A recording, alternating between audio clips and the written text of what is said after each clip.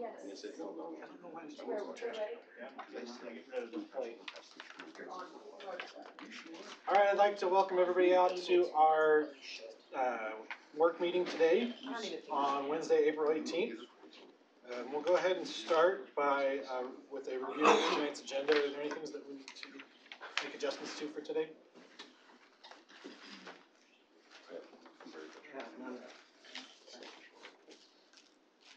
All right, then we will move on. Any future agenda items we'd like to discuss at a future meeting? I actually have one here. I would propose this to the council. Actually had a meeting today with Farm Bureau. They're an entity that promotes agriculture, obviously. And they had an issues committee meeting today that I attended, and I have been troubled a little bit by the lack of discussion about agriculture and how to feed our people. We talk a ton about how to house them, how to get them through transportation, those types of things, but I never hear any discussion on agriculture. How can we feed our people?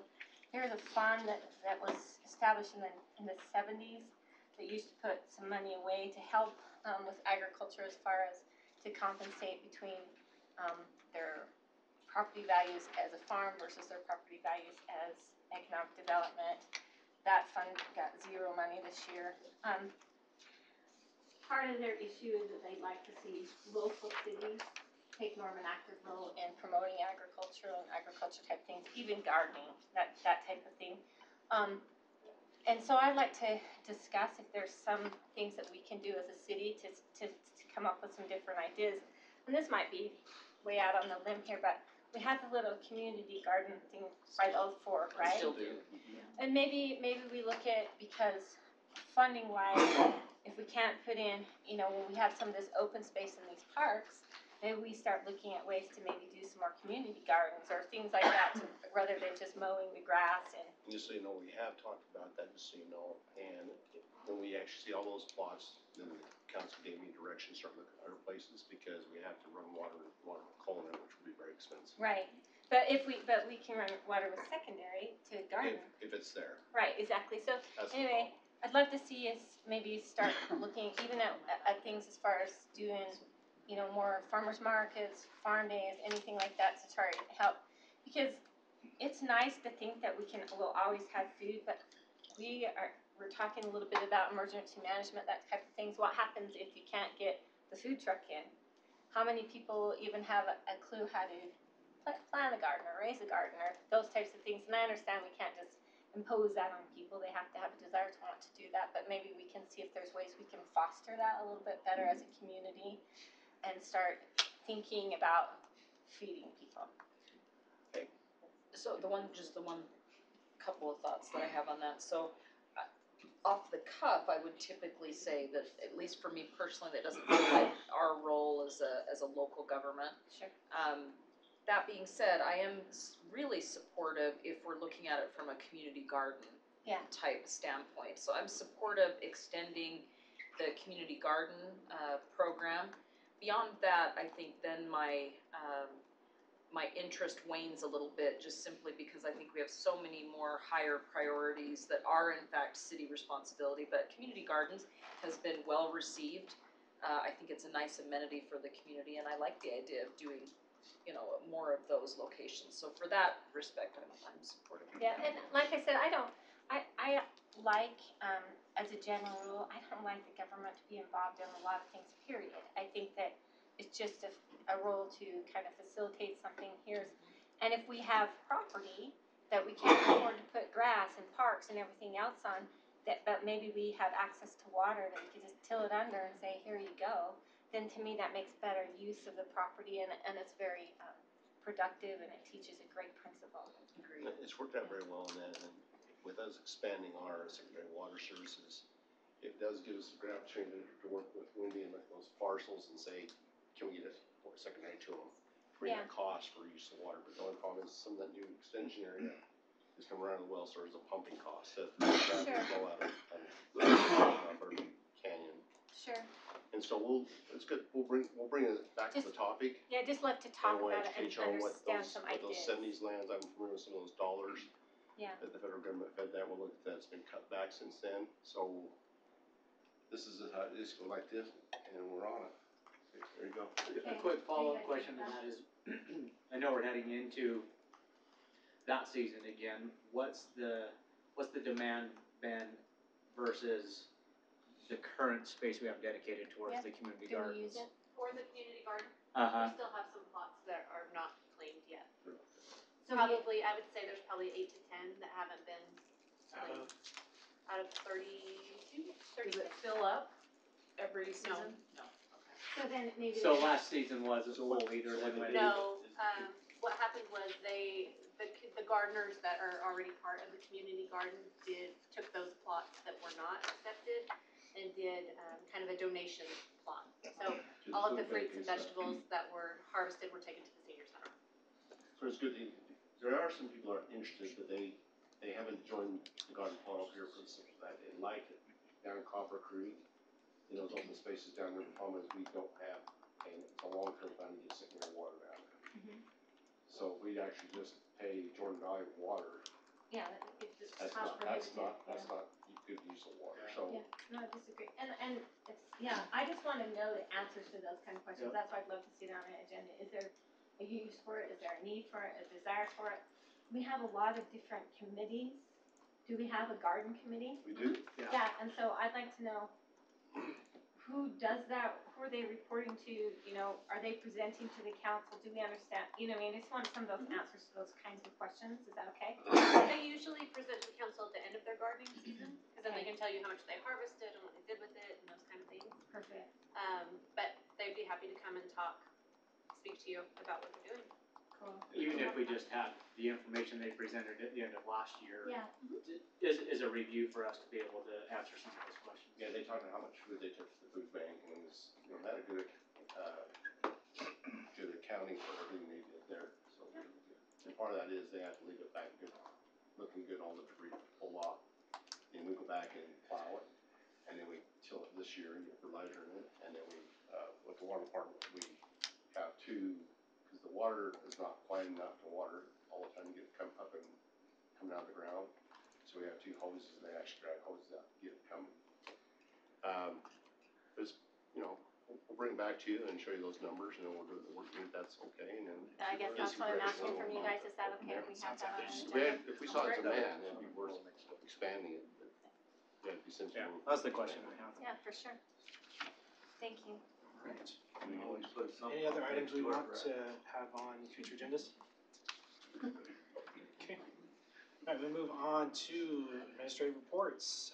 3.1, discussion pertaining to the 2018-2019 Herriman City tentative budget. Okay, this is really your time to ask questions.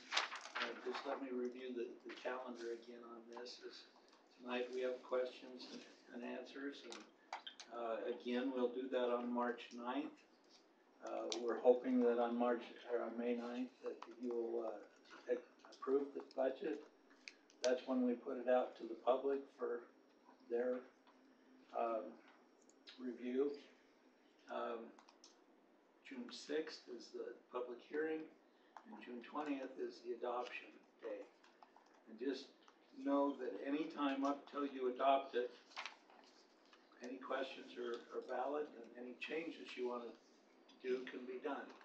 Up to that night, you can even, your motion can be to accept the budget with these changes if you want to do so. All of these deadlines don't stop you from making changes or making suggestions. So with that, it's a matter of what are your questions? Well, do you want us to go over all the little teeny nitpicky ones, or do you want me to just send you a list? You can do it either way. If you send me a list, I'll respond to everyone with the answers. So I've got a couple of questions that I'd like to hear. So from operations in the budget, it shows a 56% increase in overtime for operations. Can we get some context for that? Okay, so operations is, you're talking about, Page 179. page 139.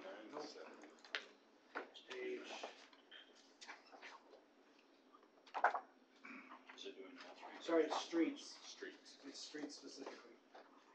It's a 52% increase in Still overtime. page 179. Still page 170, thank you. So it's going from 114,000 to 173,000, so it's a 50% increase. That's payroll burden. It's not overtime, that's benefits. Well, see, I was doing this at 10 o'clock last night, so yeah, you're absolutely right as I look at this. But one of the things there that and that you might see this in other areas, we've had a lot of turnover in streets and water, parks, so forth this year. We went from a lot of guys that didn't have benefits last year to a bunch of guys who have them this year, throwing our budget out of whack. So we have budgeted this year as if everyone has benefits so that we can address that.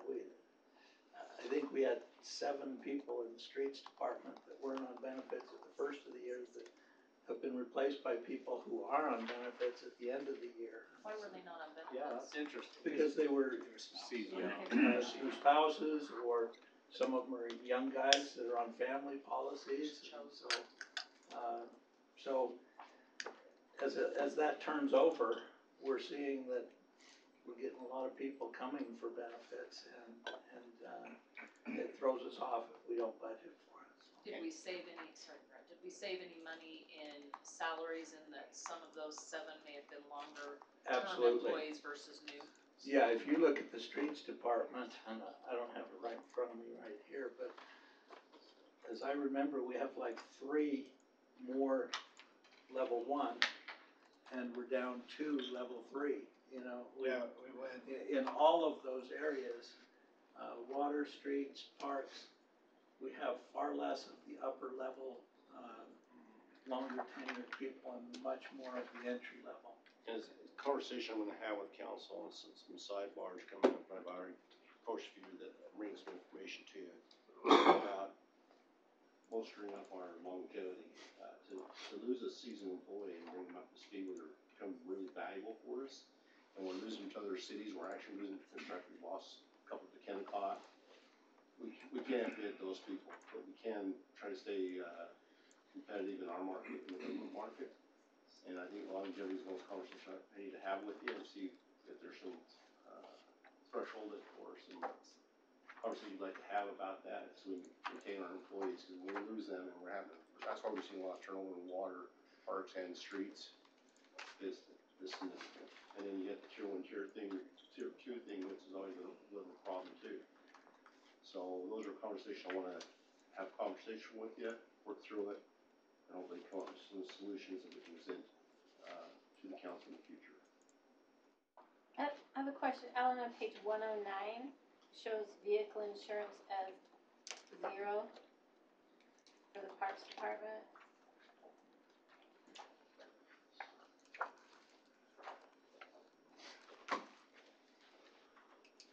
Is that just because the green thing made it high?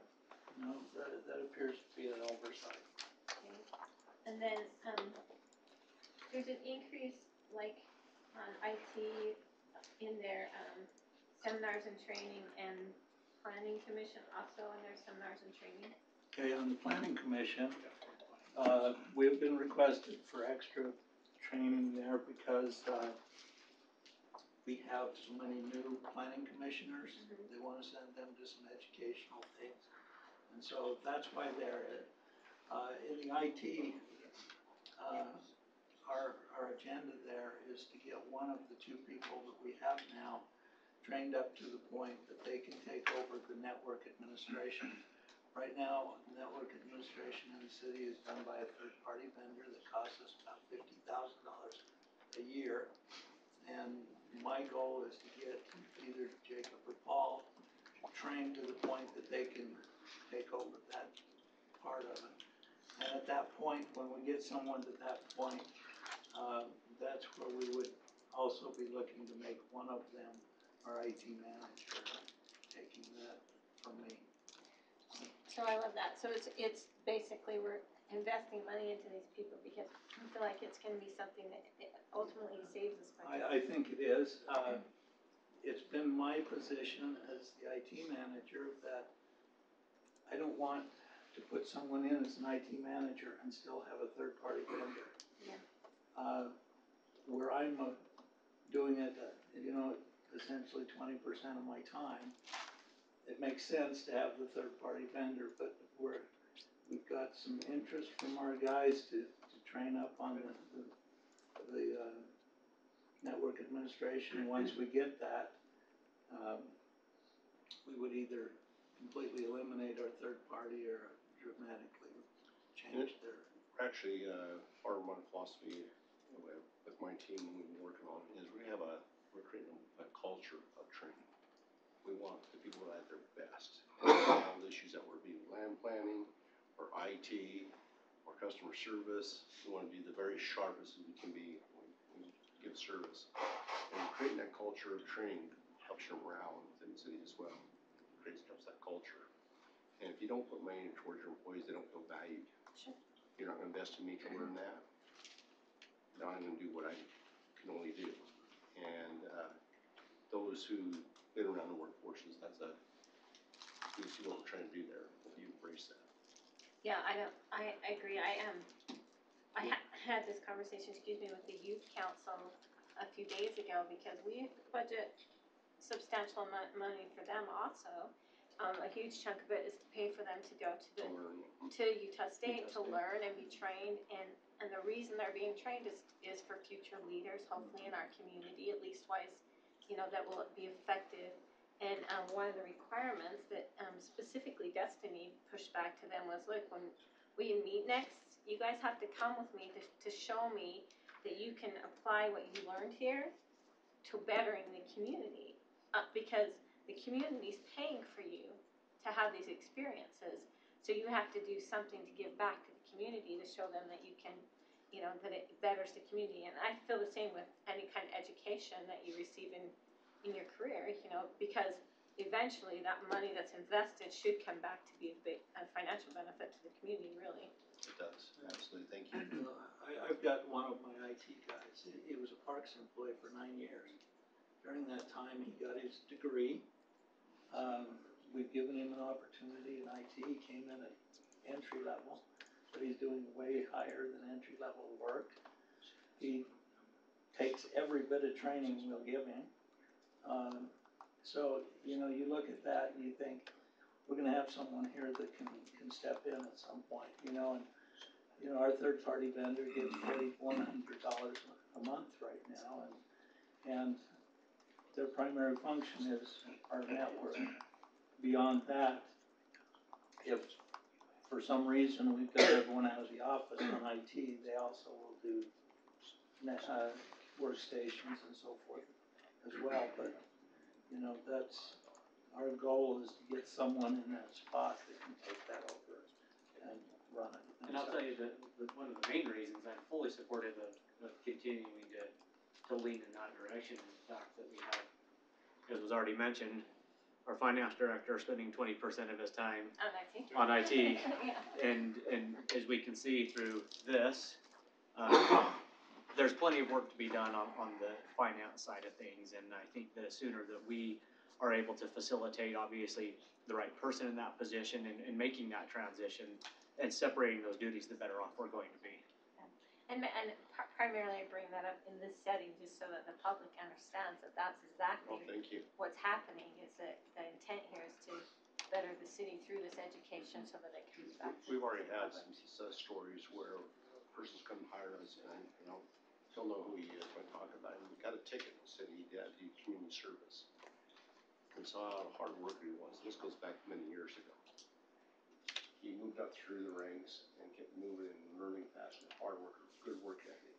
Took advantage of our tuition reimbursement, got his bachelor's, got his master's now, has other goals to be set. So there's just invested in him, so he's valued and he's backed and supported by you all through the budget. And he has all their intent to finish a whole career. So in So thank you. showing support for our staff, were there any requests for additional full-time employees that were not met and approved in the budget? No. So any full-time employee request to increase staffing is included in this budget? It's in the budget. there's nothing new. What I've, and along those lines, is kind of a broader discussion as it comes to that. That's kind of one of the things as I would like to review. Obviously, we know that the most expensive thing in any budget is personnel, because those are the ongoing costs. Those are the ones you have to make provisions for year after year versus those one-time, expenditures. I would actually like to take a minute, if we can, to go through those new allocations that have been added into the budget this year and look at, obviously, the needs that are there and the reason that the request has been there to allocate those positions, and then, quickly the additional burden in terms of benefits and pay that adds into our budget year after year. I appreciate that question, and we do the same thing when we have each manager and director. We do that out at very beginning. We're glad to explain that because we're adding on FTEs, we understand that very well, and I know we are adding one to finance, and I'll talk to that. I am very, very supportive of this one because it's part of our succession plan. You get someone here on board to learn our ways of doing budgets. You've seen our budgets now, and you know our ways is the best way. And we're very proud of that, and to get ready for what's going to happen in the next 5 or 10 years. We want to make sure this community is in good financial shape, and we want that person on board. So we also have one that's getting ready to retire out of finance. Holding my question. What's that, Gordon? We have also one of our finance people who's going to retire about a year from now, and so we don't want to wait till they retire and then start. Not me. The rumors are going. Yes, because right now I'd say denied. Yeah, it is, we'd all say that. But we just need to make sure that they have ample time to ramp up, and it's gonna take that long to get everything in place. So I wanna go back just for a minute on the train. So salaries, I know I was holding it for salaries are always scrutinized, government salaries in particular, are always scrutinized, and there's always the question of, trying to be competitive while not being overly so. And so this sort of goes back to your comment of wanting to have that discussion on retention and ways to do that. One thing that I would like to see, and maybe you have it, maybe you don't, is on this training aspect as and totally supportive of a training culture. But what I would like to know is the true cost. I would like to see a cost affixed to that. And I would love to see the cost affixed to that, not just last year, but maybe like 3-4 years back, the costs that we're spending, the use of it. I know several years ago when I worked for Herriman, one of the thoughts that was brought up was, like, for instance, on the tuition reimbursement. How much are we spending for that, and is it a very small number of employees that are benefiting from that? Are we seeing more employees recognizing that as a benefit and using it?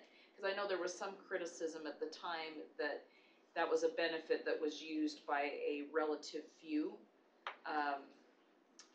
So I've thrown out a few things, but I do want to know what we're spending for training. I would also like to know how that compares with our fellow cities, our sister cities, as we're looking at comparisons. Because when you're going to have a lengthy discussion on, retention, you can't truly have that discussion if all you're looking at is salaries, because that is never the true benefit of a government employee. It's oftentimes made up differently with benefits, of which training is often a big part of that. So again, when you're ready to have that particular discussion on retention, I would like to feed in the training portion of that, because I think that's a big deal. So I'm putting here a little bit too, I hear when you get ready to have that retention conversation, but are you wanting some of this conversation to happen before the budget is approved? Well, I do want to maybe not to the full extent of what I've laid out here, although if we're ramping up training budgets, for instance, I would still like to know where we fall in with our fellow cities. So if we're completely, let's say we are completely overboard with the amount we spend for training compared to any other competitive city, not that I would say no necessarily, but I would also want to know where we fall in comparison on salaries and benefits, for instance, to make sure that we're not excessive or we're not under training, all of those things. So yes, I suppose in part, I want some of that discussion as we're approving the budget, because, you know, that helps us to know. We can do that.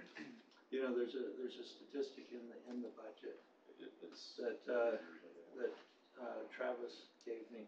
And we've been running about 6% a year turnover. Tell me that again. 6% a year is about 6%? what we've done turnover. January through March of this year, we've had 22%. Of a turnover? And then how does that compare with previous years' turnover? 6%. 6%. previous year. 6% previous years. Over the You whole know, year. you this look is at our 6%. outside employees and they're turning over. It's the low employment rate we have right now that. And it's the economy. It's so Yeah. competitive. I mean, we have a guy that can operate some equipment, he can go to Kennecott and double his money today. But what she's asking for might help us try and answer some of Yep. this for We can retention. put that together. Yeah, because there have to be, because we can't, I mean, in a good economy, a city will never be able to compete with the private market on salaries, nor would we. We couldn't. You can't sell that story to your taxpayers. And so that's not how we compete, No, is it's by not. salary. There's other ways. Training is a good one of those. You know, the fact that government work is often very reliable and does not fluctuate with the market, so the sustainability of that job plays into that, the peace of mind, those, you know, there's a lot of subjective factors that play into that. So that, you know, again, all part of the discussion. Okay. Well, going back to the employees that we've added, first of all, we're adding a part-time passport technician. And this comes under our recorder's office. And one of the things that's happened with our recorder's office this last year is we've had two of our long-term employees take positions elsewhere. So the people who are in those positions now are at lower positions than what they left at. So even adding this part-time person is not adding anything to our payroll in this area. Alan, on that one, if I read that right, you've had one full-time and one part-time in there, right? But now we're going to two full-time and a part-time, so we're essentially adding a full-time. I know we're elevating one, so we're essentially adding one full allocation in there between the two, correct? Okay. And, you know, you're seeing in the revenue what's happening in the passport office, but, you know, that's been a busy area, but again, you know, our main person down there is making $18 an hour compared to the one who left at $28 an hour. You know, your changes in what the payroll's gonna be, even with adding new people, is insignificant, so.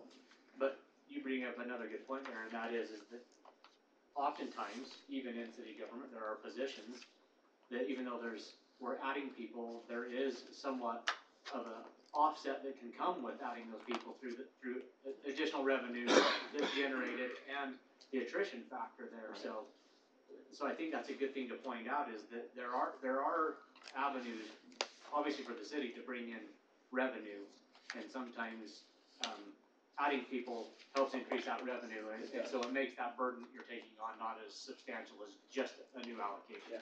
Yeah, well, I don't know if many people saw it coming, what we had happen with the passport office, but I walked down there a couple of weeks ago on a Friday afternoon, and I actually took a picture of it, because we had 18 people in the lobby waiting to get a passport, and there were 6 more out in the outside waiting for it. You know, it's become very. It's been a huge success, it's a great service for our community, and it's been well embraced, but we do capture our costs in there, and then some. Okay, the next one is to add a person to the finance department. As was mentioned, Sean will be retiring next Someday, September. No. And So, yeah, Where is she? She's not here. no, She's on her plans to retire next September. So this person would be partially learning that position, partially taking some other functions. And then when she does retire, rather than hiring another person at a senior level, we would be bringing in an entry-level person that could work with this new person to fill that in. And also with that person, we hope this is the right person selected, that we can groom, that can start taking over some of the duties that Alan does, because you've seen in the past how many studies you have him do financial reports for you. Well, and you may see this, that he'll work all weekend or maybe go home for a few hours. I do know he does something, I see him change shirts. So I know he went home for a brief time, but that's reality, and it's time we need to let, it's not use our employees and take care of them, and also get us ready for the next steps. Just like I'm grooming people when I retire, so, we have a succession plan. Okay, our next one is an entry-level facilities person. We've learned with not only this building, but with the facilities out in Crane Park, we need, all the parks, but these two have been the big addition this year. And I'll say this, those facility people also do work over on the water side too, to keep their pump houses repaired to the standard too, and electrical and all those things. This would be someone starting out, kind of entry level, that can do general maintenance, do some cleanups, do whatever they need to do, working under the direction of the more experienced people.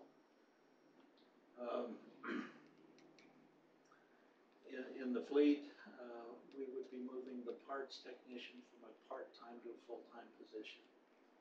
We actually budgeted to do this last year, but hasn't happened at this point, but that's a growing demand. And so our part-time position there has told us that he's gonna retire again, possibly before Christmas. He told you he was gonna retire again. he's supposed to retire. Been a great employee, but there's a lot of work out there to keep our equipment moving on a day-to-day basis, and there's a need for it. They do not just parts, they end up doing some minor mechanical brakes, brake pads, lights, those type of things. Then we would have a full-time building inspector, and this one has been largely offset by the fact that our manager has reduced the amount of contract inspections for the coming year. Right now, we typically have 2 inspectors almost every day from an engineering firm doing inspections for us, so this would be an offset to some of those contract amounts that we have right now. And then the last one is an entry-level water person, which we talked about in a meeting a few weeks ago, so that's the total of the employees that. What is that total then?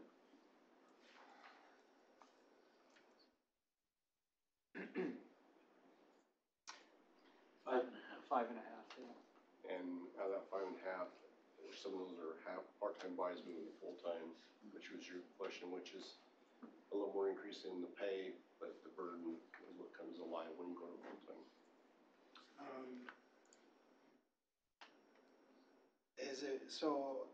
Personally, my philosophy is I'd much rather have employees in-house than contract out for services. So we're having almost every day, we're having two contract inspectors. Like, why is the request not for 2 instead for I one can instead talk of 2? to that. So everyone remembers 08, 09, right? One of the things Herriman City survived that better than other cities is one, our crystal ball was better than theirs. Our city decided to write out their fiscal year to the end and then make some change. We made a significant change that year. We cut $4 million out of the budget in November that year. And we was able to write out. All I want to get to there is this. We had building inspectors and public works inspectors. We had a lot of work going on. When the economy tanked, we went from over 100 permits a month down to 45 the whole year. And we did offer those people jobs to do other tasks within the city, but they didn't want to do that. They wanted to be more of a supervisor role to their inspectors. But, they chose to be, laid off, and we laid off, 6 people that winter as well, with a 6-week severance, and they went and found their jobs. But with that said, we don't know what's going to happen, and we don't want to overstaff, thinking we're going to have to lay off. It's always been a little caution flag. When we see that there's always ongoing need and the cost right higher than we're having it, we'll claim FTE, then we'll bring it in-house. But there's a lot of caution with that, the saying, is next year the year? Because I'm thinking feeling good for at least 3 years. But remember, we want to bring employees for longevity, that they come home. And so some things come out that we actually do better off by contract. Yeah, we evaluate that very seriously every single year. The other Right now, thing we're going through issues with mowing. is whether or not we can even get them right now. So that's the, you know, you may not need to hire, but we may stay I can contract. tell you, that's a huge question. Yeah, everybody wants to still raise building inspectors right now. And the other problem we have is some of our building inspectors might be getting older. And so some may be looking to retire over the next, except our building officials. They might. And so there's been I discussion. didn't know there was an of it, so- option on that. Yeah. And so we need to get, we absolutely have to get some training going on an entry level. And so we thought we'd at least might be able to find one. It's very difficult right now to find anybody, so We'll we'll be. years of trying to bring in some, people that just starting out their career to where we have some longevity in the city, so when that starts happening, that we don't cause a vacuum in that department and we're just empty. And so we've taken, here again, we're studying that department very seriously, and Cash did a wonderful job with recommendations, and we support that, and she knows I'm very sensitive about contractor full-time. So we have a phenomenal person right now that's young, that's been groomed to take over when I know I'm way gone, which they'll be in good hands. So that's part of the plan that we do. Good question, Mayor. Were we not adding another member? I'm sorry, did I miss it? Another individual to engineering? See, one. Look for an engineer. You might want It one. says it in Now book. you bring it up. I'm like, I'm It says pretty it's sure wrong. it's in Okay, there. all right, I missed it on my list, so you're right, there is. That was for stormwater. That's for stormwater. That's if we approve the fee and do some stuff. So that's, if we don't approve a fee, you won't get that I think person. anyway, we're gonna have to bring that engineer on because we're gonna have to, depending on how we approach this, we're gonna have to do something. We're gonna have to have something in place to handle that. The financial decision is an option in the future for council to make. So that's actually pretty scary what's gonna happen there. So if we're bringing in a new individual in, I know engineering uses the city vehicles quite often. Do you have sufficient vehicles for the department to handle that? Yeah, because this person wouldn't be an inspector or a field person, they'd be an office person. Okay. What? They already are using. I'm That's guessing actually that, another one of my questions. yeah, I'm guessing that when each department makes their request for additional personnel, that all of those other factors are looked at the same time that that request is made, so that we're looking at what the potential full burden is for that person and not just the salary and benefits for that, because to the mayor's point, there are those that, positions that need, access to vehicles and specialty, Cell safety phones, equipment and cell computers, phones and all of those things, so obviously, my assumption is that when those requests are made, it's all encompassing of what it takes to get that person up and running. Just We know do that look at all of that. It's gonna cost you to bring it. You know, that particular job, we weren't looking at someone being in the field. We have some of our engineers are out in the field, Blake and Jonathan are out there a lot. Some of the others don't go out a whole lot. One of the evaluations that will be done this year is we've replaced 10 vehicles this year. Are we gonna sell all of them? What are we gonna do with them? Are we gonna have a need to use one of them in function? We'll keep it around for a few years until, so we don't get all 1 year with a bunch of new vehicles and kind of Staggered. keep it a good staggered, steady flow instead of abrupt change. So can I ask one more question in conjunction with the whole staffing? Yeah.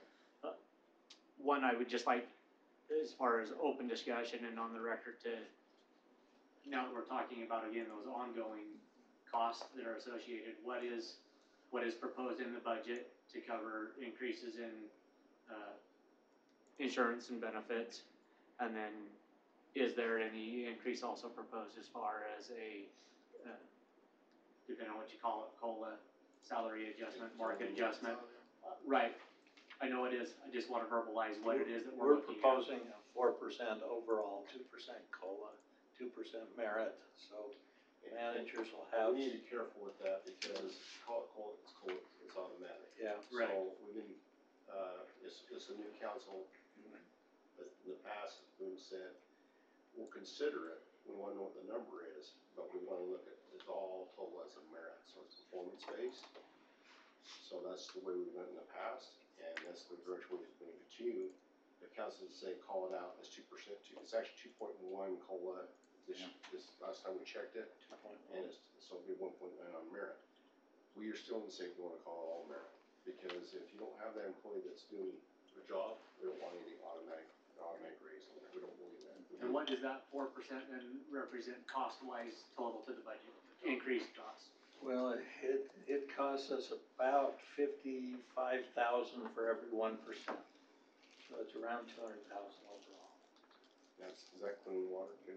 Mm-hmm. So far that will come out of water, enterprise fund. For those And then we're also looking at a 5.5% increase in health insurance this year. And that represents, again, what's the total cost to all employees? It's a different cost because it's not the same per. No, it's not the same. But anticipated budget-wise is what I'm looking for. I can get that off the top of my head here in just a minute. 5%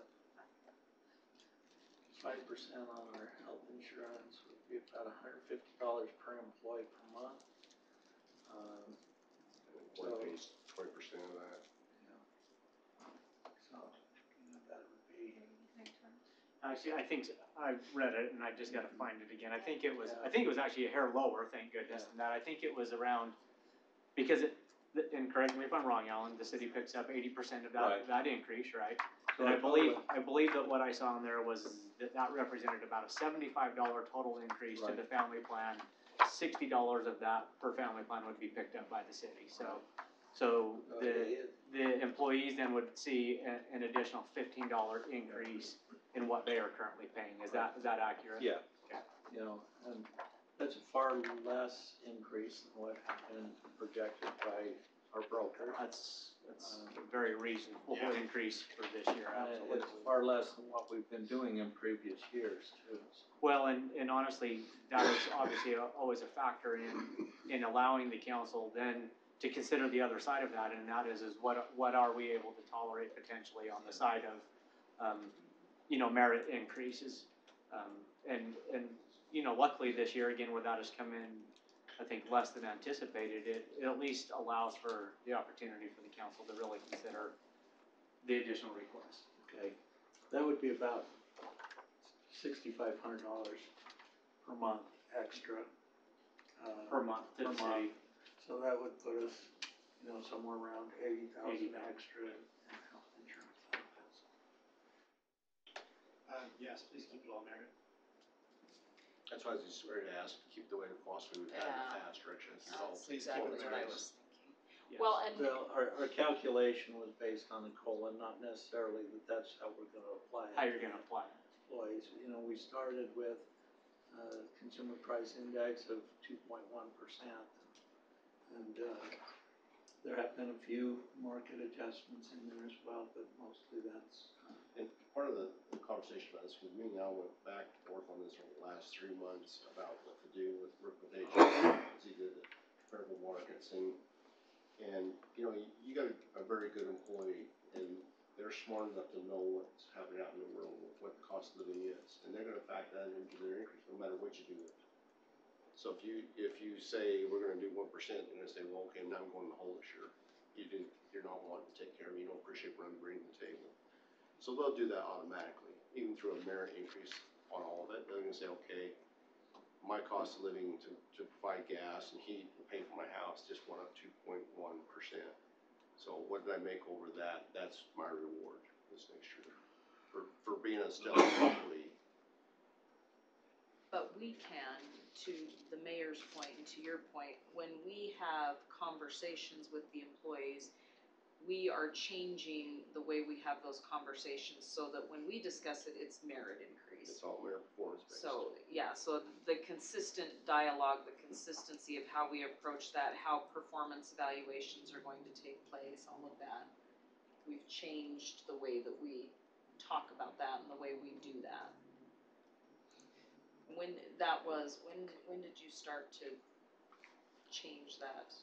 Actually, couple years around, ago, wasn't it? ever since I've been around, and those people who's worked with me for almost, look at the people who's working for almost 15 years I've been here, I've always done a performance-based review, and that's how they got their increases. I've never considered the COLA, because I believe I want to take care of the people who's going to work hard for us.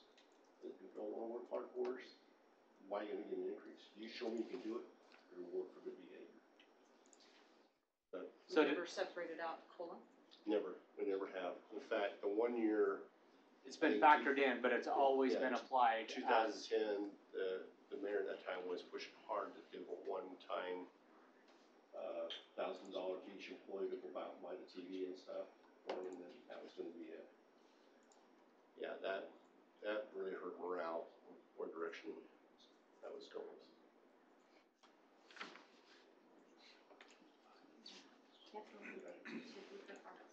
We've always been in that path, if you all want to change, if you look at our government agencies, when I say agencies, because some have just automatic step science. And, your city manager's not delivering that, it shouldn't be automatic, a pass or fail type of evaluation. We push our directors and managers to really look at the employee and say, have that good serious conversation, find out where they're at and where they wanna go. Work for that good behavior, but also document if they're not performing well, so make sure they can pick it up, turn around, and then get a bigger raise next year. And we give so many opportunities for training and advancement. That is where that trade-off comes for me, is we're not gonna give it to them automatically, but we're going to make it available so that they can progress and become better employees and progress in their careers, even if it's outside of our organization. And that incentive is what, I much prefer to use that incentive instead of just saying, well, you did your job, so here you go. The certifications that they get is one of the big ways that they can affect the way they get paid. Get your pesticide or your CDL, whatever, it affects how you get paid. We've also looked at other cities, see what they're doing as well, and that's a conversation we see happening in the Utah City Managers Association. Pretty heavyweight, everybody's giving there some as high as 7% out there. There's some that's pretty average, the 3s and 4s seem to be the average out there in our market. So we do look at a lot of stuff before we even come this far. That's what we should be doing, right? Absolutely. Well, and as already mentioned tonight, talking about turnover and retention and those types of things. For me personally, I recognize I'm part of, the workforce on the other side of my life and see how difficult that is out there right now and keeping employees. And we have some fantastic employees here in the city, and I'm supportive of the direction that we're headed in the tentative budget to do just what we talked about, and that is to let them know that they're valued and that we're doing. I think obviously we always have to be mindful of what is being proposed in there and how much we are truly able to do and sustain that over time. But I definitely think we have to make sure that is always a key thing that we look at, in making sure that our employees know that they're appreciated, that we want to take care of them, we want to keep them here, we want to keep them happy. To that point, I actually do have a question here about that. Is there a need for us to consider adjusting some of our fee schedules in different departments to help facilitate the cost of additional employees? For example, maybe in planning or zoning or building, where we would probably not touch those things as much as look at possibly and how this thing with storming goes. That's a fee that we don't have a lot of answers for, how we pay for all that over $2 million cost that we're looking at. We'd have to make significant undercuts elsewhere to fund that program. If you give us direction to do that all in general fund, it'd probably give us a lot of anxiety. But we do review the fee schedule every year to see where we're at, so, we ask the council to approve a new fee schedule every year. But the fees have to be justified, so they They have to have to pay be for justified. cost. We can't fold in additional, like future costs. Sure. We have to justify that But I'm it's saying paying if for we're- existing But costs. permits and those things is ask the groundwater association and watch that very carefully. Every year they're trying to take that away from the ability of cities to impose that. Because there's our cities out there that don't charge anything, but there are also cities that have, that they make up for that and pay for those employees that's reviewing those plans and everything. With your retail sales, so we don't have that ability, and that's why Herriman is a little expensive to build in. We can't get around it. But when every time when I look at fees, what the mayor's point is, if you look at revenue, for first thing Alan does, coming month of January, he meets with me, and he has a number that he's come up with, what he says, projected revenue for the city, so we can get to a balance and present to you. And we go through the process with each director and manager, and we find out the expenses. I do know this, and me and Alan are on the same page. When he does his revenue predictions, he's always conservative. Okay, that's a good way to be. So when we go through the managers, if we feel like there's a lot of requests in this budget, but things to change, equipment to buy, add on FTEs, think about longevity plan, all those things. If we're outside that, we go back and we start cutting back and give you a balanced budget where we feel the revenues are be there to cover it. Your point where you're making, Mayor, we know about the timeline we need to worry when we get with those one-time monies of permits, when that goes away, how we sustain ourselves for those things. And that's, changing those fees aren't gonna fix that, but a storm drain fee, we had to pay for lights, we had to pay for all these other services. Maybe that's a point that council can do something. And there's always the property tax conversation that Councilman Smith brought up several meetings back.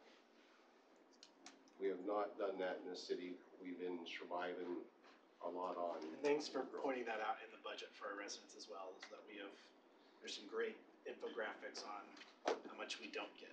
And another thing we try to do very hard as administration is also those one-time monies, we try to put the one-time costs. The day-to-day O&M, we try to use our monies for that. Well, in all of these questions that we're discussing, we've talked to Alan about a long-term financial plan. I mean, that's really where you start to look at the growth and the projections and the long-term expenses, then you're planning accordingly, so.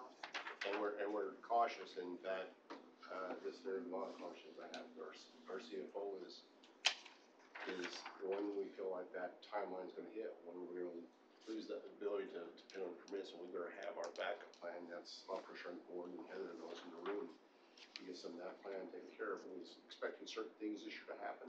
They didn't happen. But luckily enough, his conservative figures revenue was off. We did better than we thought we would, and it protected us those other revenues coming in. So, like I said, Alan's very conservative reviewing the revenues, and that we're conservative with those expense. Just a couple of other things that I have. One is with the vehicle that the council has designated for the mayor. I've talked with Brett a couple of times about this, and I don't like it just sitting around not being used. And so if I don't have something scheduled where I need to use it, we're allowing staff to use it to, when they need to go somewhere. But that's budgeted entirely under the council. Legislative. So is that, do we have any mechanism to account for use by others? Should it become a fleet vehicle at that point? Or should we continue to have it under the legislative side? The good part is still under general fund. So, one, we don't have any data, which we'll be collecting this next year. It's been used twice since we got the new vehicle. Oh, it's brand new, yeah. And so Shelley has in her key fob, and when we don't see a meeting on the mayor's calendar, it's gonna go out with staff. They've already been briefed, directors have already been briefed that it's meant for administrative use. I don't want inspectors going in with, no offense, with their Muddy shoes stuff and throwing stuff in the back and make it filthy for when you need to use it, for council needs to use it. It's available. So if you need to reserve it for council, it's here. collect real data, and we'll probably have a percentage that come out of their department, but it's still zero. Okay. So we feel good about it. I just wanted to make sure we were addressing that. Thank you. Yeah. And then my last one that I have, got some concerns about, and I want to talk about this with the council, about the arts budget. The numbers on the art budget give me some concern. One, they're expecting a decrease in revenue. I'm wondering if we can, which is 11% decrease in revenue, and they're also requesting an 11% increase in funding. So that's a pretty substantial. That's a pretty substantial difference, and I'm trying to figure. I'd like if staff can provide us with some data as to what exactly has happened there. Do you have that tab so you know which page that's on? 94 and 108. Thank you. So my guess is the revenue, we don't provide.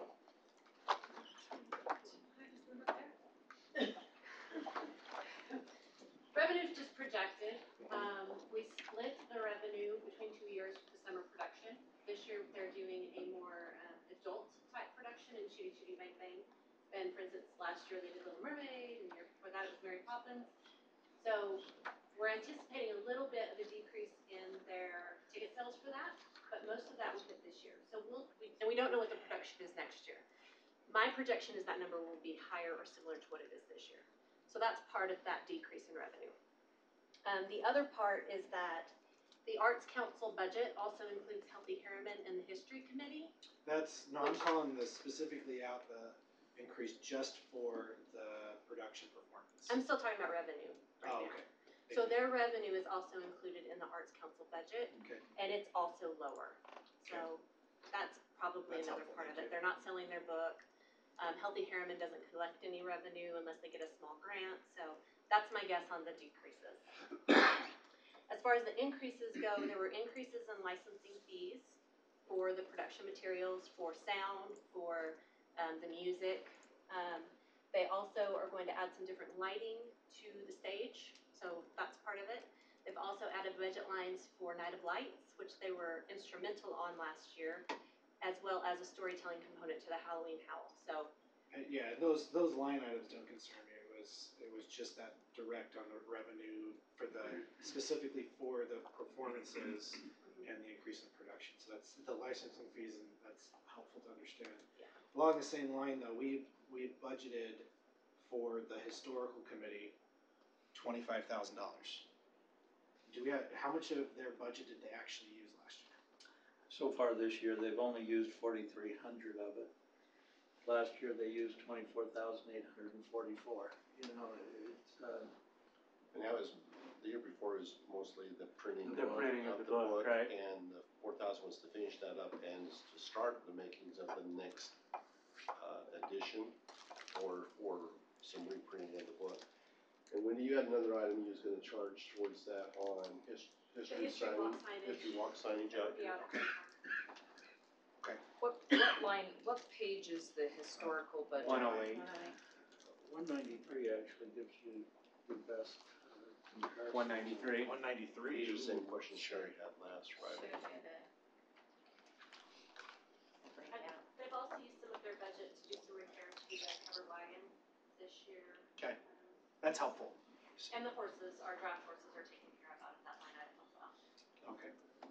Wendy, can you also just briefly talk, since we're talking about a few of your events, just the increase requested on the Pedalpalooza as well? Oh, good question.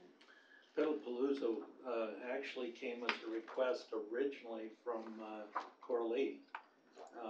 This is something from last year. One of the things we do at Pedalpalooza is give bike helmets to the kids. Right. And we didn't have enough last year. So this request actually generated after the activity last year when they didn't have enough to go around. And giving bicycle helmets to our children is something I am supportive of. Absolutely. That just represents, as people look through this document, that stands out because it represents a Very large increase. 140% increase to that single. That small one. It's Small, small, but right. yes, the percentage is high. Right. You know, I got a call the very afternoon of Pedalpalooza last year saying we need to add some to it. And that's followed through Wendy this year, but that was a request immediately following the event.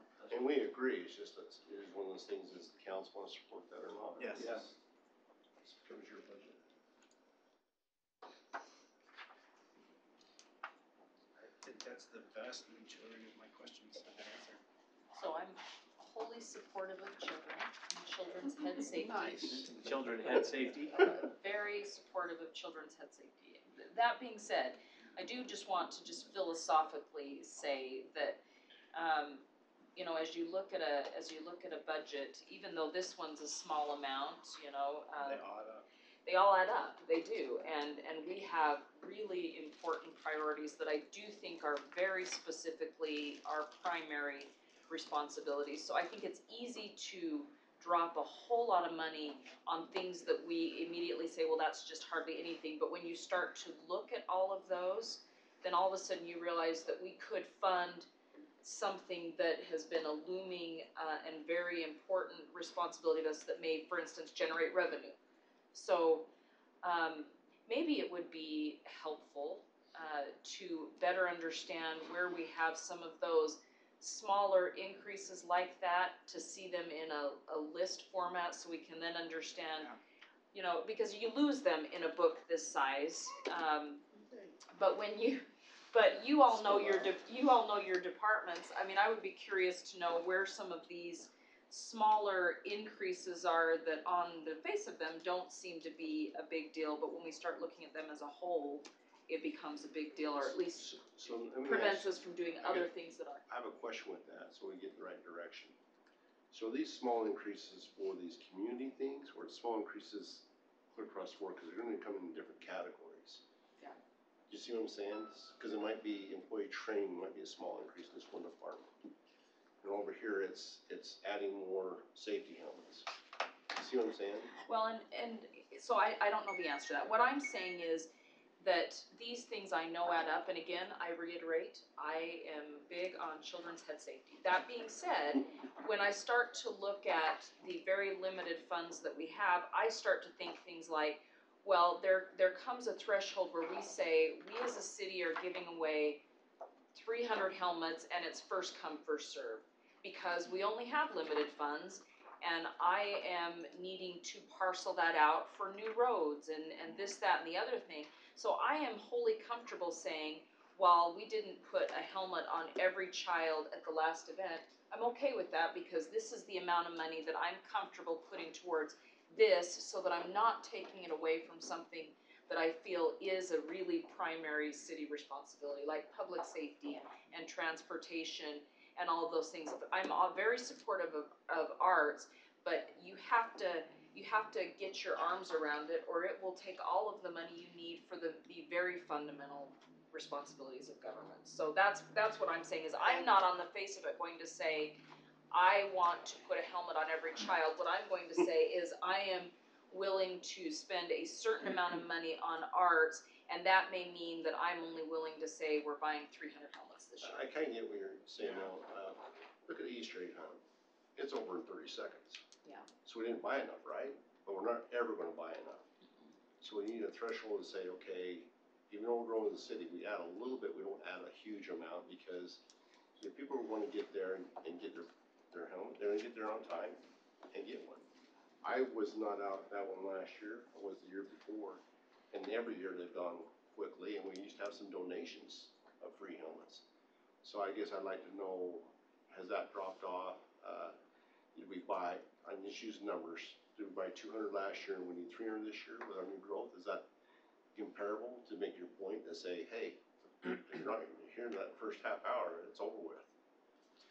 So, and I think in a lot of this goes to, I think that exact question is my biggest concern with the arts budget, because when we come in and look at page 191, this playbill thing of expense increases, it says increased production, or summer production increases, children production increases, Miss Herriman, orchestra, harmonics, but it doesn't tell us what those are for.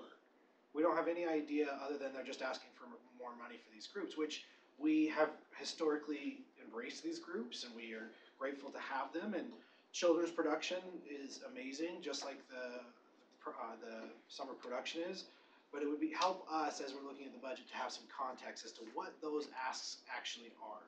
Because pretty much every other department did that, and we know what's being asked for, it's different, it's out of the normal. This, okay, yeah, we've got some items, but what does Harmonics need a couple years ago we purchased a bunch of headsets for them. Is there something else that they need? Like what is it that they're asking for this increase in? Yeah, because you make a good point, because it's hard to, again, I'm weighing everything with what I view as fundamental city responsibilities. So when you're looking at total increases of 7, 8, 9, 10, 11, 12, so $12,000 in new increases here, just because you've got us open to this page. It's not an easy yes or no based on this, because in order to approve this, I've got to take $12,000 that Could have been used my for fire and police might need, or we might need that for a safe walking route, or we might need that. So that's how I'm weighing it when I'm looking at the expenses. And so to get to the helmet point, very supportive of Children's Head Health, but again, there's a limit for me, and so if there's something here that is. I don't think the expectation should ever be from our community that we're going to provide a helmet for every kid that shows up to the event. Yeah. As much as we would like to, because we love children's You're heads and also protecting them. supportive Because of I'm also Children's supportive of that. Head Yes. But again, I think at the core of that, when you ask the residents, would you rather have helmets for your children or some of these essential services?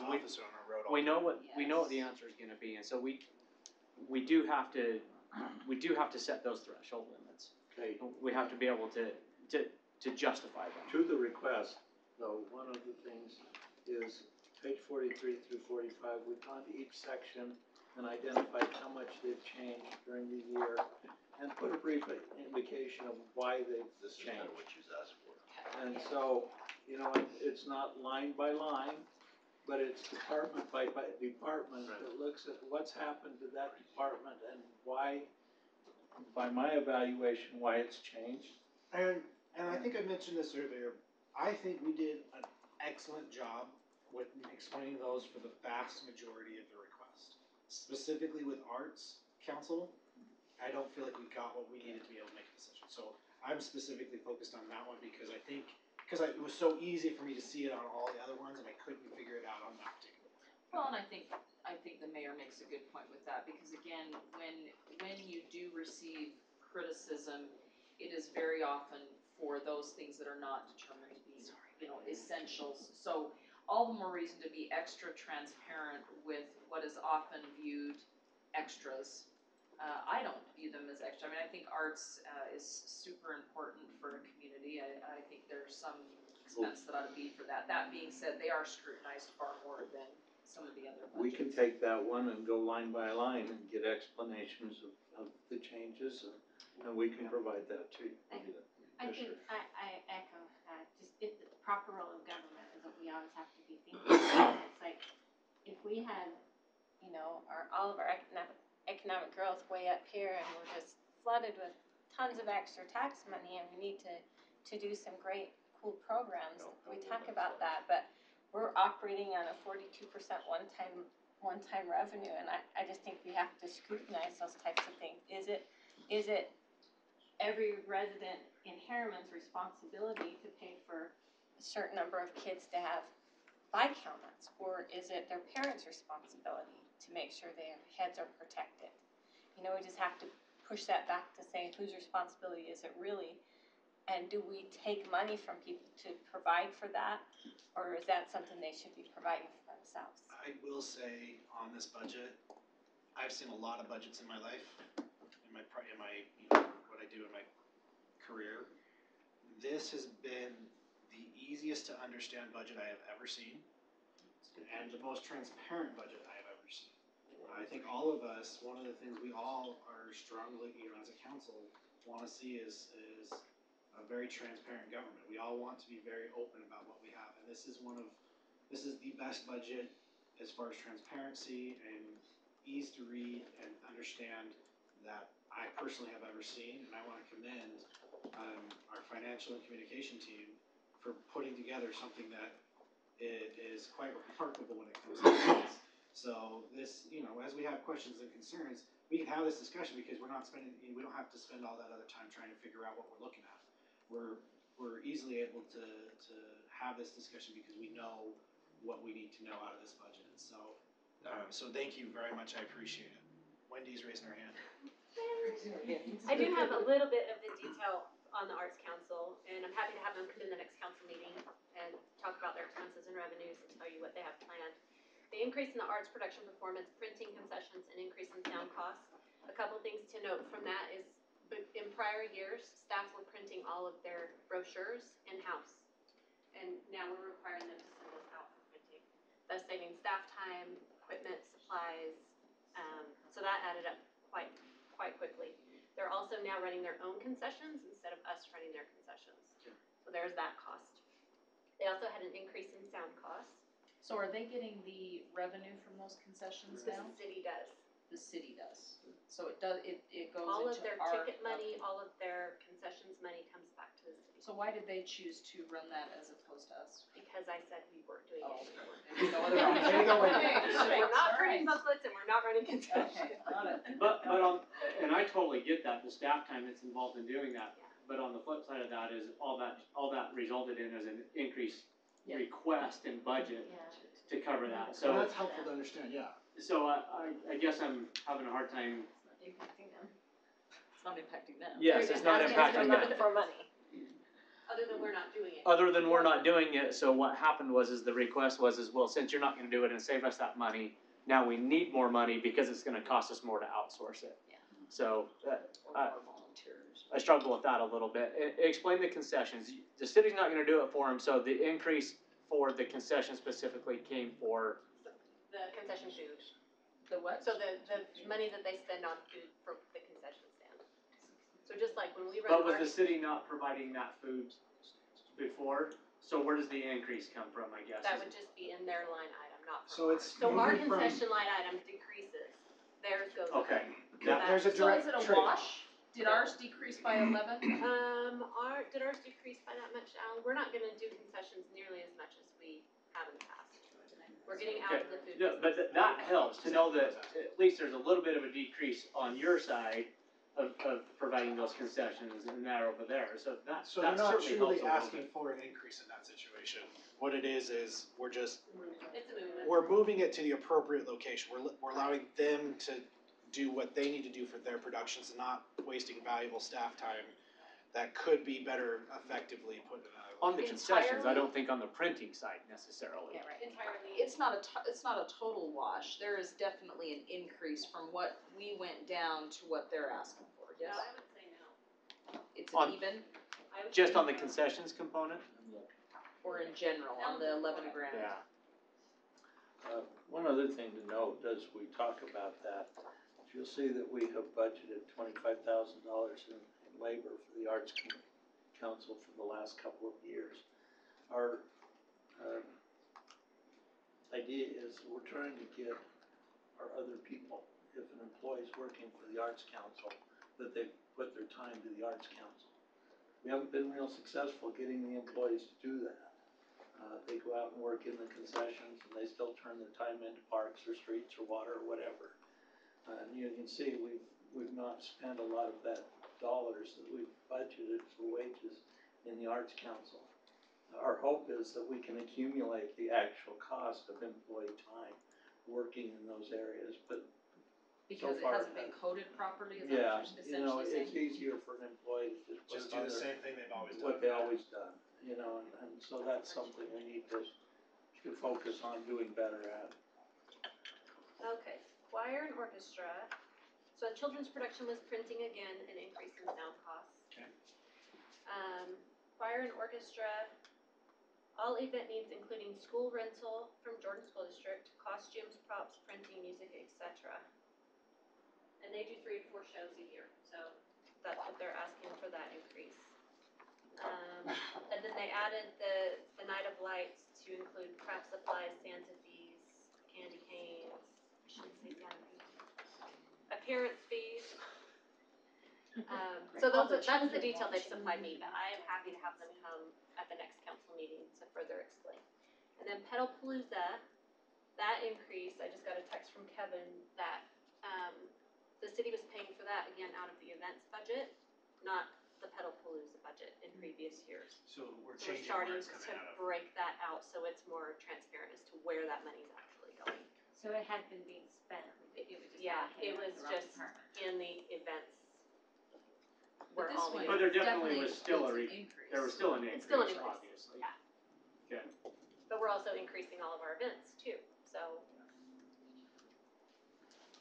How dare we, well, that helps. how dare we put on great events for our We community? dropped concession food in the events by $1,500. But then we increased the other from 9 to 16, is that right?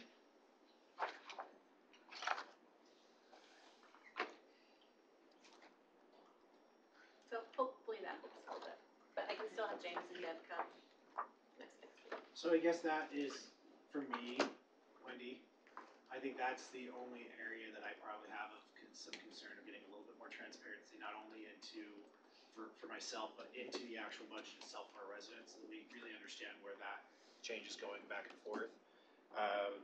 That's probably, with the budget, all of my other questions have been answered, and I feel confident that we've got a good thing, but I still have a little bit of concern here. Just making sure that we're actually funding it appropriately and that we're not pulling away from other things that we shouldn't be pulling away from. But I'm just one person, so. I had an addition, like you were talking about the little things, even like we're talking about, banners and decorations went from 24,000 to 50,000, so it just continually adds up, and it's like, do we really need those many more banners? Can we cut that by This 10,000? This is a request that, I'm passionate about. We're trying to draw people in this town center area, and so to print off banners to get the color for community and the lights, stuff we want to accomplish is that increase. I think it's turned back quite a bit to say. The original request was 80,000. Yeah, we can't do it all at once. Let's do it in pieces to get this nice, for that community feel, I wanna say holiday feel, that we're moving in direction to try to accomplish in this area in the past. If that changes, we can. This was mainly for the road out here, correct? Mm-hmm. We have our own machine that prints those, right? Yes. The banners, yes. And But it would also be for Christmas lights and those kind of things. It's a bunch of stuff through that holiday season that we wanna, in fact, I applaud our Wendy and her staff for to try to create an atmosphere, not just for that season, but for all seasons. When you go through community, that sense of branding and feel is, we wanna get more color out there of the seasons and what's going on, and get that excitement in our community that we all belong here. If that's something you still wanna support, great, if you wanna, but we are gonna do it in phases until we're told otherwise. I think you'll like what they're gonna come up with, just like the skating, banners and stuff, and that color. What page are you on, Sharon? 107. Well, you're right, it becomes it's like that trip many years ago, I cut $4 million out of the budget to make budget, to supply the things we really had to supply.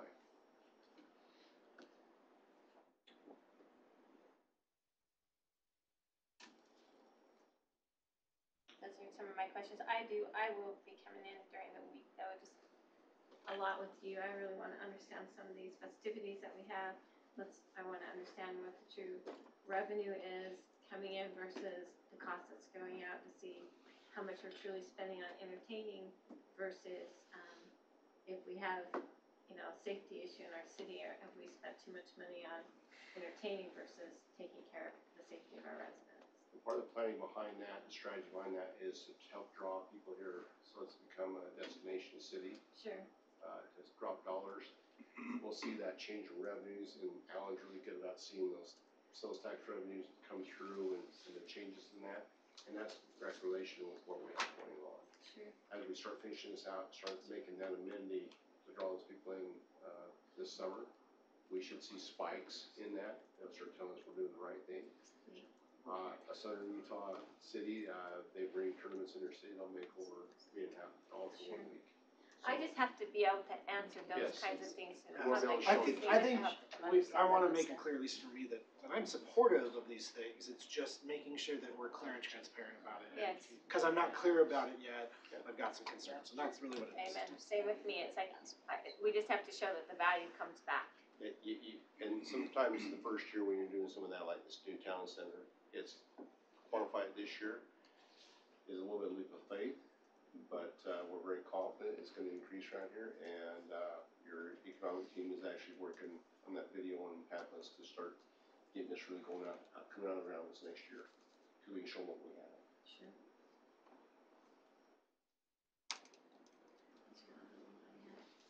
Any other questions? I don't think right now, so. Like I said, if you wanna send me some questions you come up with, I'll just respond to everyone with the answer. Thank you. Thank you. And this was extremely helpful for all of you that have put this together. We are all very appreciative. Yeah, this is 'Cause incredible. And so I'm always in the loop with you, copy me on that request from Alan, because I'd like to know what's going on. no, we don't need the city manager to know what's going on. He always comes and tells me, but, sometimes I like to hear your questions.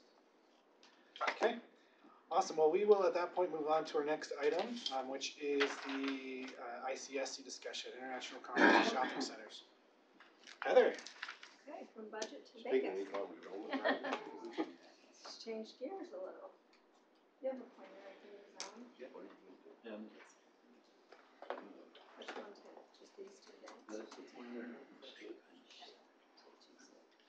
Okay, so I just wanted to go over briefly, won't take too much time. Nicole and Jared have both been to this convention, like, I don't know, if you've ever been before. I have no idea. So just an overview, it runs from May 20th to the 23rd. It's about 2 million square feet, so make sure you wear comfortable shoes, minus Nicole. Oh, no, I know better. Well, or bring moleskin. She knows better, but does she do it? Yeah, I no, just know. well, okay, maybe not, but I buy moleskin. you'll get your steps in. Oh, yeah, the Put your first Fitbit day on. you're about 20,000 steps, so. All fun and games till the second day. Yeah. You get the blisters. Also, take some time for the classes. There are some really good training opportunities down there. I sent you a list of some. But they're right adjacent to the convention, so make sure you take some time for that. So May 20th, this is Sunday night. We have the Utah Retail Reception at the Bellagio Hotel. There's several brokers that put this on each year in conjunction with EDC Utah. So I have, we usually get about 4 tickets, but we've asked for enough tickets for all of us to go, so hopefully everybody can go to that. It's a great opportunity to meet with brokers and other city representatives, so. the entire council is correct. Yes. So this was the booth last year that EDC Utah had. We participated in that booth. It's just a picture of the booth. So we're doing that again this year. The cost is $250. We can use the booth for appointments. This year they're actually going to have lunch catered, snacks, and water. They didn't have any of that last year, so. Can we just make sure that the Herriman logo gets put at the top this You year? know, the bottom there. You still see it out of all there, so. Yeah. It's a good brand. It's good, right? We'll just swap it with Sandy. Easy to move, yeah. Yeah. Knock that one right Who? off. I did, sorry. They also have, EDC sponsors a dinner. I believe it's Monday night, but they'll give me more information. There's 4 seats. So let me know if you're interested in going to that. So when we're there, we're talking to a lot of people. And here's some information that they will want to know. So we will have this information for you, so you're not out there Packets blind. this year. What are you, So what are you this giving? year, we're doing jump drives with everything on it. Well, we can have paper too, just one, so you Jump can drive, way better. discuss, but you're not leaving it with them. And then we're doing these, Oh, Pop it's on your socket. phone? yeah, Pop pop sockets, sockets, yes. You don't So have we'll one? be handing these out I to don't have one. You do now. Now I do. Do you all have one? Selfie time. Who needs one? Oh, you have a bunch of Gifts, gifts. Wow, look at you. Look at Gordon. He's already. Jared does. Make it rain, Gordon. Why were you stealing So- pop sockets from the city? I stole it from her. She's just not as clever hiding as she ought to be. It's her Every fault. year we do some little, Something. Giveaway. This is a good one. Swag. Swag. yeah. So this was this year's. It makes you very popular. Very good. Yes. You can play them for hours. These things are. We will receive a retail profile from EDC Utah as well. That is part of our membership that we pay into.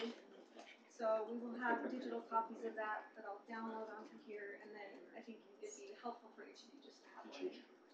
Still have a couple with you if somebody wants it, but then you can pull numbers right So off. EDC Utah creates a printed book that Yeah, has we'll get all of this. 25 copies printed, and then we'll also have it on our jump Are they drive. giving that out in They'll jump have it in drives their- as well?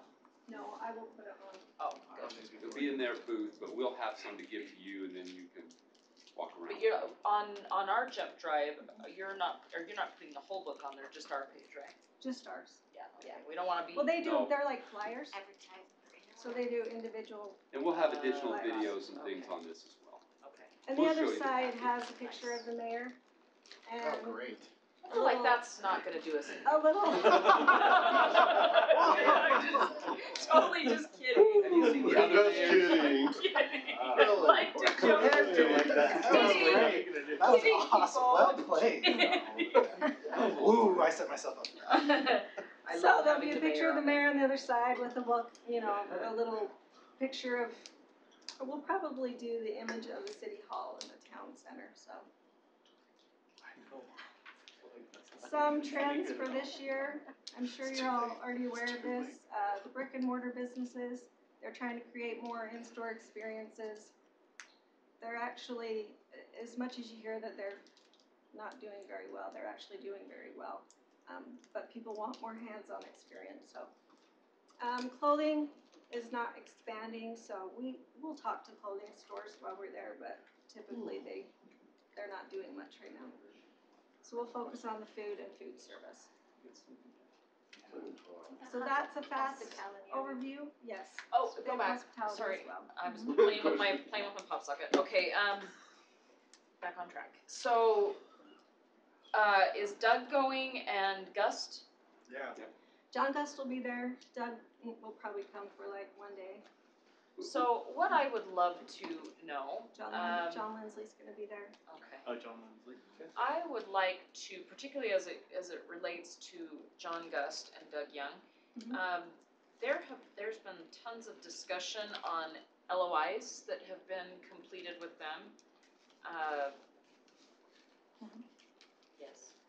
So I would love to have us be in some of those meetings with John Gust and his LOI peeps.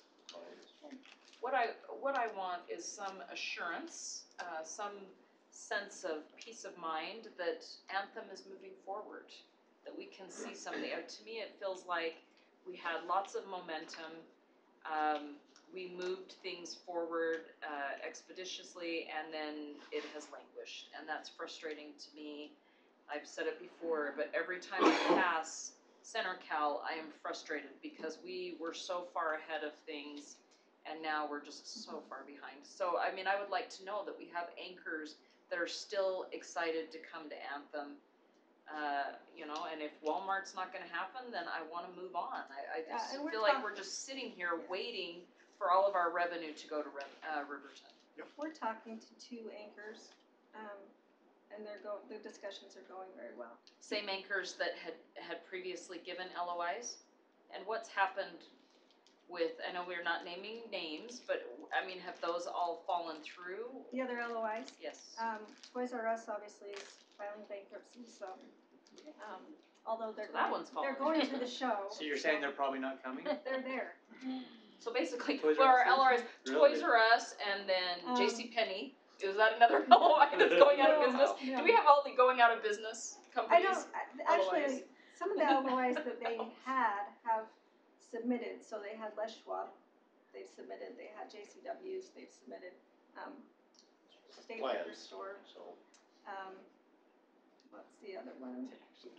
So he'll be Taco Bell, down there so- and we'll be meeting, he asked He's specifically gonna meet with, with the anchor people, so Yeah, we he's will gonna have have a a meeting. meeting with them. that's what I Well, meant. with one of them, not the other one. They won't be there. She knows. liquor store. And then we'll, also meet with, Zach will be at that reception the night, and that'll be important for you to meet with Zach. Zach Beaudry is the Yes, town center yes. broker.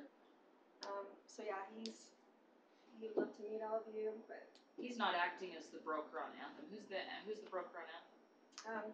John Owens' team. Nick They're gonna be there? Mhm. They will be there at the party, so make sure at the party, it's just easier in that environment to kind of have that discussion, than trying to track them down in the show sometimes. No, and I know you guys With enough of us, we can corner them right there, and they won't be able to move. Why do you think we're all coming? That's called a felony, but. Yeah, but Do that. at least we got it. Kidnapping, it's known as kidnapping. By the time they get to us, we'll have gotten the information. Okay, well then, totally support it. My point, and I know you guys are working this, I would just like some sense of urgency to be conveyed to Doug Young and John Gust, who we like, but we want to see something Moving. happening. Yeah, and I Yes. think it'd be good to talk to John. That's kind of John's project now, so he's involved, but. So Let's have some John one-on-one had time offered with to John. take the council out to dinner one of the nights out there. Okay, well, let's not tell him that we're going to grill him, but No. let's go Well, out he expects it, dinner. so He just did. I'm like, yeah, he knows now. he knows. He knows the grilling's coming. Any All other right. They don't questions? listen to that song. Really like John, supportive of John Gust and his efforts to grow our community and bring Especially- revenue in. Especially if he helps with children's head safety. Especially if he wants to donate helmets for Pedalpalooza, also supportive of that as well. And we'll actually be able to talk to retailers more about the RSL area this year. It's been hard with Rosecrest, having those parcels, but John Lindsley has those under contract, so it'll start. That's gonna start. When are we gonna get the demographic information? They're working on that now. I would think we'd have it 1st of May, the book. Is that what you're asking? No, any The retail demographic book? We have information demographic that information would be now. helpful to start studying for us to make sure that we can speak, We'll be grilling you on the plane, so you better study it. That's what I'm saying, is I'd like a map. Flashcards? We have flyers now, so. I'll just send that to the council so that we can all. For a reward. Good. for We who want you gets to read the most budget ranks. before you start reading the flyers first, so that's why it's coming in that order. Yes. Any other there's a questions? reward. No, I echo that. I would really like to see some more information for prep for us. We wanna be as Really effective good as question. possible. Yeah, I'll send you, the demographic flyers we have, and you want the site plans of the areas that we're. Anything you got, so we can start looking it over. Start right now. Just make sure you tell us not to say anything publicly. Don't say anything we shouldn't be able to talk about. That's what it says. Listen, I can That's like, redact it for the mayor. I'm just saying, I don't do any good for being on a flyer, so careful what we. Okay, thank you very much, appreciate it. We'll go ahead and, move on to discussion regarding the community center. Our Director Johnson. Do we have enough time? Yes, we've got enough time. Okay, this is gonna be quick. Okay, so appreciate your time this evening. We're bringing this back to you to get some direction to make sure that we're still heading down the right path that you would like us. So this is the same presentation, the majority of it, what we already covered. If you would like me to go through some additional detail on it, I'd be happy to. One thing we did do is since the last presentation that came in from the Promise Group, they gave some different ideas of possibility of some ways that we could offset some of our costs. So we did some research into those areas and threw some numbers up here so to show you maybe what it might look like. Okay, so pass through a few of these. Which once again, these are things we've already seen full explanations. So they talked about a single office lease option, right? Where we could possibly take and still maintain the larger rooms for the community to use and then offset all those costs working through a single office lease program. I looked long and hard, found a couple of places that actually lease offices out individually, which was kind of interesting. Most of these, there's 2 buildings in Salt Lake Valley that do this. One is one's in Murray. It's called the Westland building. The other one's the Wells Fargo building downtown. The company that offers these offices, they The space is basically 90 square feet to roughly 200 square feet. They rent them for $500 per month. That includes the office space, fully furnished, a lobby listing, a live receptionist in the lobby, internet or Wi-Fi, and it covers the utilities and a conference use for 8 hours per month. Is that, do you know, is that a long-term lease or is that a month-to-month basis, do you know? They'll do it on a month-to-month basis. Now, if you do a long-term lease, they'll lower that rate, okay? So, we took and added the numbers that came from the other presentation. We have 34 office spaces over in the other building, ranging from 90 square feet to 264. The average is about 150. We took those 34 office spaces, we added in the 14.8% vacancy rate, which is basically a nationwide vacancy rate. That eliminates 5 of those office spaces. 29 at $400 a month times 12 is $139,200. The operating cost of the building last when we were in it was $110,250 is what we budgeted. So if you take that off, you take the internet and Wi-Fi, which is actual internet Wi-Fi numbers that we were running in that building, 14.4. Now, once we shift the use of that building from public use to, we have to pay property taxes. And that's, according to the appraisal that we got on it, they listed the property taxes at $29,082. Basically, that still puts us in the net hole of $14,532. Now, if we try to compete with the other buildings that do the same, we'd have $2,500 per office in furniture, because to save money, we utilized all that furniture over to this building. That puts about $85,000 investment into the furniture. A receptionist, I threw in about $30,000. That's about $10 an hour. Which is low. Which is low. Other additional expenses that may pertain to this also is the fact that the city really isn't set up to manage and maintain lease space, right? So if we decided to go into a property management company, typically they run about 4 to 10% of your monthly rates. So what we're saying is right here, just with this, with conservative estimations, we're looking at a loss in the first year of anywhere between $100,000 and $200,000, just for the first year, and then ongoing losses every year after that. Typically, you'd probably have to either raise the rate from 400 up to about 450 to cover basic costs, not including the receptionist and the furniture.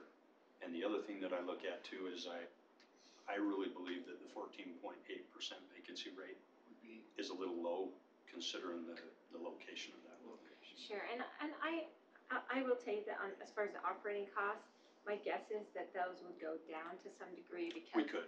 You know, there's $18,000 a year to clean it, or, you know, certain things. There's certain things I think that you could see a reduction in that, but not enough reduction, because like you said, if you add the 30,000 up there, and if you add the management cost into that, that kind of changes out, you know, any decrease in operating costs that I think you could see. Because I do believe, if I look at the operating costs, it's like, yeah, we could probably wiggle that, we could probably wiggle this, wiggle that, but then you have to add in another, you know, $45,000 worth of receptionist and management costs. Yeah. Yeah, and we pulled the numbers off of what we were actually budgeting for, and we always came in under budget. So those numbers, you know, we definitely could come in a little bit less than those. Yeah. But can we come in that much? Well, I think that we all kind of have the realization that to keep this building, it's going to be a cost to the city. The question is, does the city want to pay for the cost? Do we want to subsidize the building? Yes. Something to think about is, when we did the fire station, the city donated property and worked with them, and we have a big community room in there. When the library came in, we donated the property, so they have a community room in the library. The rec center has a community room. Here we have City Hall has a community room. When we look at the colleges, they're gonna have community rooms. we're getting ready to build a second library in Herriman, and it's going to have a community room. And so it's not that we don't need these spaces, but we're trying to produce what I'd call better spaces, you know, with new technology, with the infrastructure. And now we don't pay for the maintenance of the library. We don't pay for, well, we do for taxes, but we don't have it in part of our Additionally budget. from the city. Yeah, I know, I quickly caught myself. That goes, that, It's all We do free. as a taxpayer, but we don't have to But double. again, the fire folks are paying for that one. but that's and something the that, community uses it for county search. taxes that we actually get back to our city, so. Right. Okay, thank you very much, appreciate it. So, any other questions for Monty? Anything else? Thanks, So- Do you Monty. need anything from us? Just direct. We would like to at least get some direction that we're headed down the right path, so. I'd like to know what you want us to do next. I would like to start seeing, I'm ready for it to come for action. I think we need to public notice it, come to action, because, you know, to be open and transparent about it, I can't realistically see any way that responsibly we can keep this building. We have other spaces, this is gonna be an expense, we have other things that we need to do, and we can use this to pay off debt or to, I can't find myself justifying the cost of this facility. So, I know it's not gonna be popular for some groups and individuals, but the right thing, I've gotten a lot of feedback from other individuals said, please sell it, because we don't want it. And so, at this point to me is I'd like to see us start taking action, move forward with selling the property.